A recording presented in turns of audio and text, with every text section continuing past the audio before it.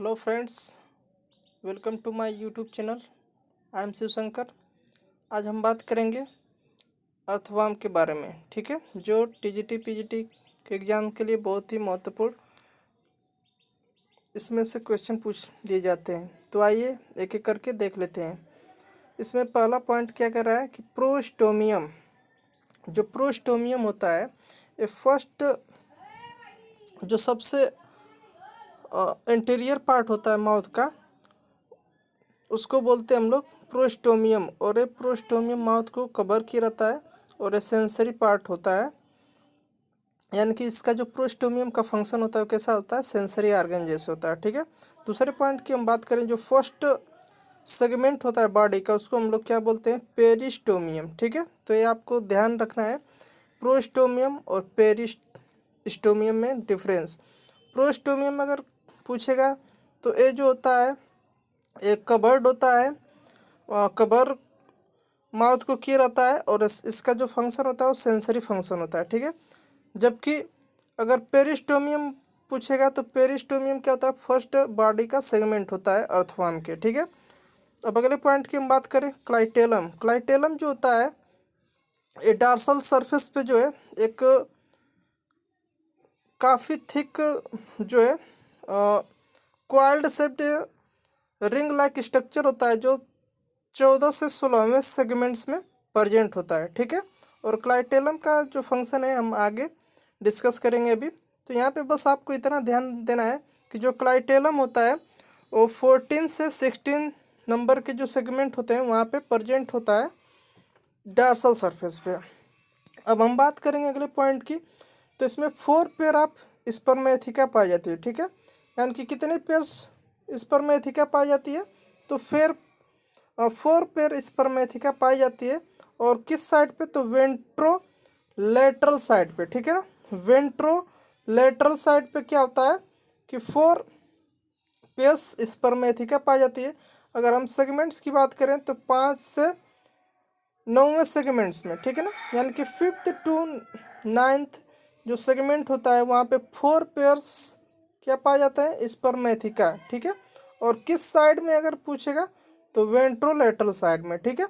अब अगले हम पॉइंट की बात करें तो अगला पॉइंट है कि सिंगल, इसमें ये भी ध्यान देने वाली बात है कि सिंगल फीमेल जेनाइटल पोर पाया जाता है जो मिड वेंट्रल लाइन पे प्रेजेंट होता है, ठीक है, मिड वेंट्रल लाइन पे। और कौन से सेगमेंट्स में अगर पूछेगा तो 14 नंबर के सेगमेंट्स में, ठीक है। यानी कि सिंगल फीमेल जेनाइटल पोर्स जो है ये वेंट्रल साइड में प्रेजेंट होता है और कौन से सेगमेंट्स में, तो ये आपका 14 नंबर के सेगमेंट में, ठीक है। अब अगले पॉइंट की तरफ बढ़ते हैं। अगला पॉइंट क्या कह रहा है, अगला पॉइंट जो है a pair of male genital पोर, ठीक है। यहाँ पे सिंगल फीमेल जेनाइटल पोर था, ठीक है। लेकिन यहाँ पे अगर हम मेल रिप्रोडक्टिव की बात करें तो a pair of male genital पोर पाया जाता है, ठीक है। यानी कि एक जोड़ी मेल जेनाइटल पोर पाया जाता है जो किस साइड पे प्रेजेंट होता है, तो वेंट्रल और वेंट्रोलेटरल साइड में प्रेजेंट होता है। जबकि हम फीमेल जेनाइटल पोर की बात करें तो मिड वेंट्रल लाइन पे प्रेजेंट होता है और 14 नंबर के सेगमेंट्स में प्रेजेंट होता है। जबकि एक पेयर ऑफ मेल जेनाइटल पोर जो होता है वो आपका अर्थवर्म में वेंट्रोलेटरल साइड में प्रेजेंट होता है और कौन से सेगमेंट्स में, तो 18 नंबर के सेगमेंट्स में। अब अगले पॉइंट की बात करें हम इसमें, तो अगला जो पॉइंट है इसमें देख लीजिए क्या कह रहा है कि एस शेप्ड सीटी प्रेजेंट होता है, ठीक है। एस शेप्ड क्या है, इसमें सीटी प्रेजेंट है जो प्रत्येक ईच सेगमेंट्स में प्रेजेंट होता है और जो हेल्प करता है लोकोमोशन में। यानी कि हम अगर अर्थवर्म की बात करें तो अर्थवर्म में क्या होता है कि जो लोकोमोशन होता है वो किसके द्वारा होता है, तो वो होता है विद द हेल्प ऑफ सीटी। और ये जो सीटी होता है वो किस शेप्ड का होता है, तो एस शेप्ड का, ठीक है। और ये प्रत्येक जो सेगमेंट्स होते हैं उसमें प्रेजेंट रहते हैं। अगले पॉइंट की बात करें हम इसमें, अगला पॉइंट क्या करा कि मस्कुलर गिजार्ड्स, ठीक है, बहुत ही इंपॉर्टेंट है, पूछा भी गया है कि मस्कुलर गिजार्ड्स जो है किस में पाया जाता है और इसका फंक्शन क्या होता है। तो मस्कुलर गिजार्ड्स जो है इससे 8 से 9 सेगमेंट्स में प्रेजेंट होता है और जो हेल्प करता है ग्रिंडिंग में, ठीक है ना, यानी कि सॉइल को ग्रिंडिंग करने में और डिकेइंग ऑफ लीव्स, ठीक है। तो मस्कुलर गिजार्ड्स जो है वो 8 से 9 सेगमेंट्स में प्रेजेंट होता है और इसका फंक्शन होता है ग्रिंडिंग में, यानी कि सॉइल के ग्रिंडिंग में और डिकेइंग में, ठीक है ना, यानी सॉइल को खोदने में और जो लीफ होती हैं, डिकेइंग लीफ होती हैं, सड़ी गली लीफ होती हैं, उसको ब्रेक डाउन में हेल्प करता है मस्कुलर गिजार्ड। तो इसको आप इम्पॉर्टेंट लगा लीजिए, ठीक है, और याद रखिएगा। अब अगले पॉइंट की बात करें, कैल्सीफेरस ग्लैंड, ठीक है। अगर आपसे पूछे कैल्सीफेरस ग्लैंड किस में प्रेजेंट होता है और इसका फंक्शन क्या होता है, तो देख लीजिए।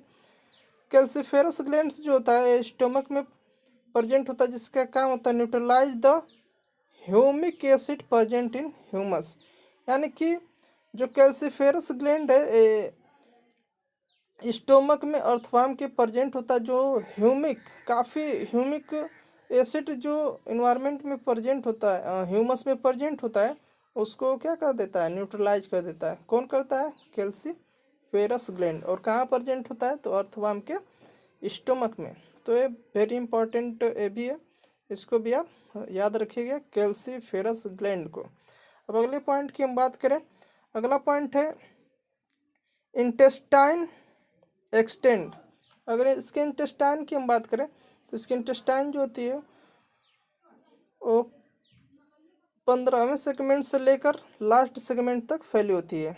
अगर यहीं पे हम बात करें टिफ्लोसोल, वो वेरी मोस्ट इम्पॉर्टेंट, बहुत बार ये पूछा गया टिप्लोसोल। अगर टिप्लोसोल के प्रेजेंस की हम बात करें तो ये 26 से 35वें सेगमेंट्स में प्रेजेंट होता है और इसका फंक्शन होता है एब्जॉर्प्शन में। क्या करता है, इंटेस्टाइन की जो एब्जॉर्प्शन कैपेसिटी उसको बढ़ा देता है, यानी कि उसके जो वाल होती है उसको इंक्रीज कर देता है, जिसकी वजह से एब्जॉर्प्शन जो होता है वो ज़्यादा से ज़्यादा होता है। तो टिफ्लोसोल को याद रखिएगा कि 26 से 35 सेगमेंट में प्रेजेंट होता है और एब्जॉर्प्शन में हेल्प करता है।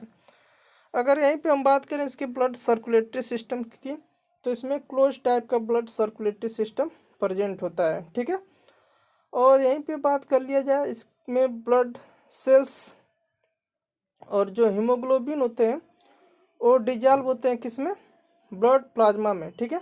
यानी कि इसमें जो ब्लड सेल्स यानी कि आरबीसी और हीमोग्लोबिन जो होते हैं वो क्या होते हैं, ब्लड प्लाज्मा में डिजॉल्व होते हैं। जबकि ह्यूमन बींग्स में या जो मैमल्स होते हैं उनमें जो आरबीसी जो होता है और जो ब्लड प्लाज्मा होता है वो दोनों क्या होते हैं, सेपरेट होते हैं। मतलब कि हीमोग्लोबिन जो होता है वो आरबीसी में प्रेजेंट होता है, ठीक है। हीमोग्लोबिन जो है वो आरबीसी में रहता है और ब्लड प्लाज्मा जो है वो वाटरी पार्ट होता है। तो यहाँ पे ये याद रखना होगा आपको कि यहाँ पे ब्लड सेल्स और जो हीमोग्लोबिन है दोनों ही मिक्सअप होते हैं किसमें, ब्लड प्लाज्मा में। ये भी क्वेश्चन पूछा गया है बहुत बार। अगले पॉइंट की बात करें हम कि blood cells are phagocytic in nature. इसमें जो ब्लड सेल्स होती हैं वो कैसी होती हैं, फैगोसाइटिक इन नेचर होती हैं। रिस्पायरेशन की अगर हम बात करें तो रिस्पायरेशन में कोई स्पेशल टाइप का रिस्पायरेटरी ऑर्गन नहीं पाया जाता है और इसमें जो रिस्पायरेशन होता है वो मॉइस्ट बॉडी सरफेस से होता है। अगर स्केटरी ऑर्गन की बात करें तो स्केटरी ऑर्गन जो होता है इसमें नेफ्रिडिया के द्वारा होता है और इसमें नेफ्रिडिया 3 टाइप्स की होती हैं इसके लोकेशन के आधार पे। तो इसको देख लीजिए, पहला जो है नेफ्रिडिया वो है सेप्टल नेफ्रिडिया, जो प्रेजेंट होती है बोथ साइड्स ऑफ इंटरसेगमेंटेड सेप्टा आप सेगमेंट 15 टू लास्ट। यानी कि अगर हम सेप्टल नेफ्रिडिया की बात करें तो ये प्रेजेंट होती है इंटर सेगमेंटल सेप्टा के दोनों साइड और 15 से लास्ट जो सेगमेंट होता है वहाँ तक ये पाई जाती हैं। दूसरे नेफ्रिडिया की हम बात करें तो उसका नाम है इंटीगुमेंट्री नेफ्रिडिया और ये जो है इंटेगुमेंट्री नेफ्रिडिया जो है ये पाई जाती है 3 टू लास्ट सेगमेंट तक। और तीसरी जो है फेरेंजियल नेफ्रिडिया, ये जो है 3 पेयर्स, फेरेंजियल नेफ्रिडिया जो होती है इस 3 पेयर्स में पाई जाती है, जो 4th, 5th और 6th सेगमेंट्स में प्रेजेंट होती है। ठीक है, अब अगले पॉइंट की तरफ बढ़ते हैं। अगला पॉइंट इसमें क्या है? अगला पॉइंट इसका है रिप्रोडक्शन। ठीक है, तो अगर रिप्रोडक्शन की हम बात करें तो इसमें जो अर्थवर्म जो होते हैं वो क्या होता है? हर्मोफ्रोडाइट इन नेचर, यानी कि मेल और जो फीमेल सेक्स आर्गन होते हैं ओनली वन इंडिविजुअल में पाए जाते हैं। अगर हम मेल रिप्रोडक्टिव ऑर्गन की बात करें तो इसमें 2 पेयर्स ऑफ टेस्टिस प्रेजेंट होती है। वेरी इंपॉर्टेंट, इसको लगा लीजिए, ये पूछा जा सकता है। ठीक है, कि इसमें कितने पेयर जो है टेस्टिस प्रेजेंट होते हैं? तो 2 पेयर्स टेस्टिस प्रेजेंट होते हैं, और कौन से सेगमेंट्स में? तो 10 से 11 सेगमेंट में। ठीक है, अगर हम इसके वासा डिफरेंशिया की बात करें तो ये लगभग रन करता है 18 सेगमेंट्स में। ठीक है ना, यानी कि वासा डिफरेंशिया जो है रन अप टू 18 सेगमेंट्स। यहीं पे अगर हम बात करें कि 4 pairs spermatheca are located in 6 to 9 segments. ठीक है, ये भी इम्पॉर्टेंट है। कितने पेयर्स स्पर्मेथिका प्रेजेंट होती हैं? तो 4 पेयर्स स्पर्मेथिका। कौन से सेगमेंट्स में? तो 6 to 9 सेगमेंट्स में। और इनका फंक्शन क्या होता है? तो दे रिसीव्स एंड स्टोर स्पर्मेटोजोआ। इनका जो फंक्शन होता है वो क्या करते हैं कि स्पर्मेटोजोआ को स्टोर करते हैं। ठीक है, ड्यूरिंग द कापुलेशन। कापुलेशन के टाइम जो स्पर्मेथिका होती हैं जो 6 to 9 फैली होती हैं सेगमेंट्स में, इनका काम क्या होता है? स्पर्मेटोजोआ को रिसीव करना कब? कापुलेशन के दौरान। ठीक है, अब हम फीमेल रिप्रोडक्टिव ऑर्गन की बात करें तो फीमेल रिप्रोडक्टिव ऑर्गन में देख लीजिए 1 pair of ovaries is attached eight intersegmental septum. अभी हम बात किए टेस्टिस कितने पेयर थे? 2 पेयर्स। यहाँ पे 1 पेयर ओवरीज है। ठीक है ना, तो ये दोनों आपको ध्यान रखना है। इसमें 1 पेयर ओवरीज प्रेजेंट होती है, जो किस साइड पे प्रेजेंट होती है? तो इंटरसेगमेंटल सेप्टम। जो कौन से सेगमेंट्स में? तो 12 यानी 12th एंड 13, जबकि टेस्टिस कौन से सेगमेंट में था? 10th और 11th। ठीक है, तो ये याद रखिएगा। जो टेस्टिस है, टी फॉर टेस्टिस, और टी से 10th। ठीक है, और ओवरीज, तो ओवरीज 12th और 13 याद रखिएगा। अब फीमेल जेनाइटल ओपनिंग की हम बात करें तो हमने पहले इसके डिस्कस किया था थोड़ा सा शुरुआत में ही। तो इसमें जो ओपनिंग होती है वो सिंगल ओपनिंग होती है, और कहाँ पे ओपन होता है? 14 नंबर के सेगमेंट्स में। ठीक है, अगले पॉइंट की हम बात करें तो अगला पॉइंट क्या कह रहा है कि mutual exchange of sperm occur between 2 worms. यानी कि इसमें जब रिप्रोडक्शन होता है तो 2 जो है अर्थवर्म जो है यहाँ पे प्रेजेंट होते हैं। तो यहाँ पे एक ए अर्थवर्म है और ए वाला दूसरा अर्थवर्म है। ठीक है, तो जक्स्टा पोजीशन इसमें बताता है। जैसे इसका अगर हम हेड है इसको माने और ये दूसरे अर्थवर्म का हेड है, तो यहाँ पे जो 10 नंबर का जो इसका टेस्टिस है और इसका जो है 12वें नंबर का जो दूसरे वाले का जो है फीमेल जेनाइटल ओपनिंग है, जो दोनों आपस में क्या हो जाते हैं? कॉपुलेट कर जाते हैं, मेट कर जाते हैं। ठीक है, और इसमें का स्पर्म जो इसके वाले में ट्रांसफर हो जाता है इसके ओवरी में, इस वाले अर्थवर्म के ओवरी में, और इसका जो स्पर्म है इस वाले के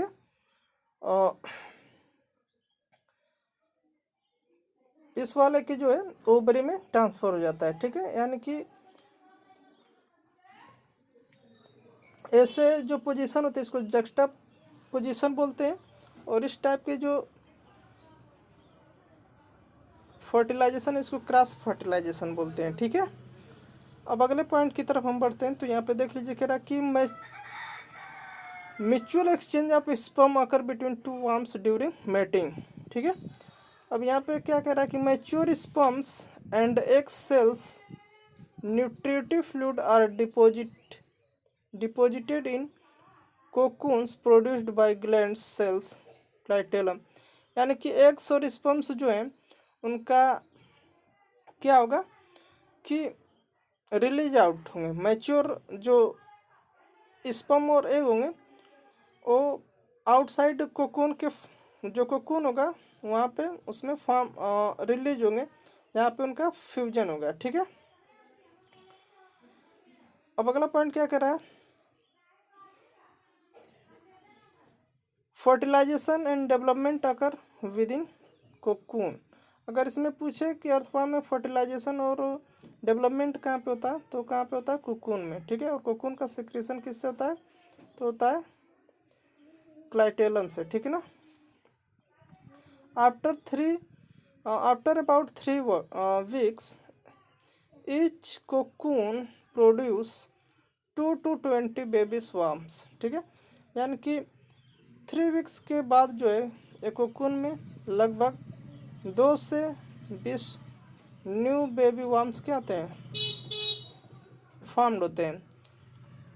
अगर हम इसके डेवलपमेंट की बात करें तो इसमें डेवलपमेंट जो होता है वो डायरेक्ट होता है, no larval forms seen in earthworms. अगर इसमें एक पॉइंट है,